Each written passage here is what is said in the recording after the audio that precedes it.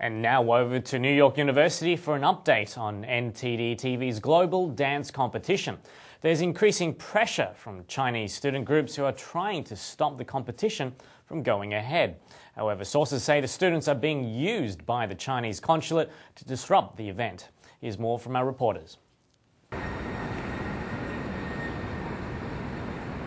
New Tang Dynasty Television's international dance competition is scheduled to start on July 6th here at the Skirball Center for Performing Arts at New York University. But it is continuing to receive pressure from mainland Chinese student groups. The competition has met with interference from one of the Chinese student groups on campus, which has links to the Chinese consulate here in New York City.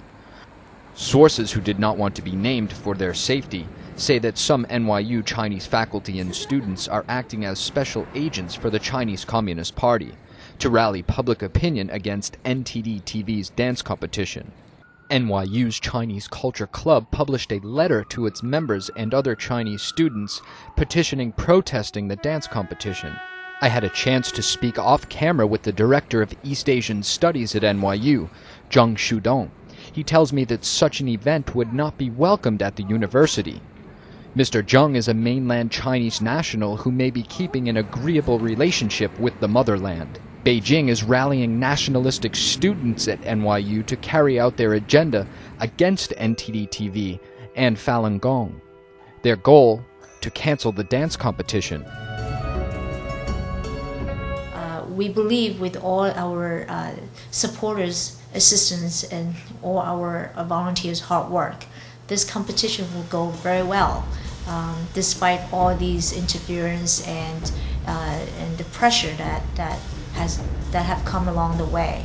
But also, we believe that the conducts, the behaviors of the students at Chinese Cultural Club do not represent the majority of the Chinese students at NYU, as we've found out that it's just a small group of people that are unfortunately being directed by the Chinese consulates here. NTDTV was credited by the Wall Street Journal in 2003 for exposing the SARS epidemic, which the Beijing regime denied existed prior to its exposure. The New York-based NTDTV also reports openly about many of the ongoing human rights abuses taking place inside the mainland against Falun Gong and other spiritual practices, such as the Tibetan Buddhists. Chinese students here who are controlled by the Chinese government to be pressuring NYU's faculty to cancel a competition that promotes traditional Chinese culture. What are your thoughts when you hear that?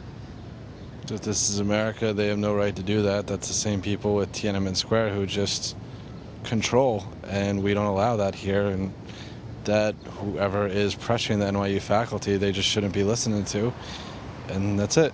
Last week, shortly after NTDTV reported of the connection between the Chinese student groups and the Communist Party, Columbia University's Chinese Student and Scholar Association added a Western face to their board of advisors, which previously only consisted of Chinese officials from the Chinese consulate.